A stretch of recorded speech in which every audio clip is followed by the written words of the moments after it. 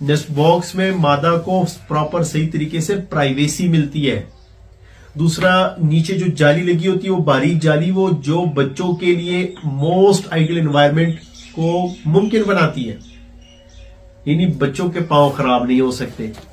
ठीक है जी। अगर ठंड बहुत ज्यादा है तो जबरदस्त तरीके से मतलब वो बंद जगह होती है, मादा अच्छे तरीके से वहां पे नेस्ट बनाती है।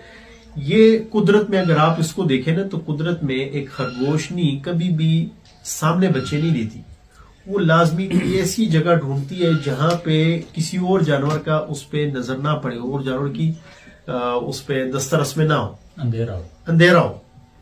तो बहरहाल पिंजरे में आपने उसको अगर मजबूर कर दिया और उसमें अगर आप प्रॉपर सही तरीके से नेस्ट बॉक्स नहीं दे रहे, तो ज्यादा चांसेस है कि आपके रैबिट के बच्चे जो है वो जाया चले जाएं।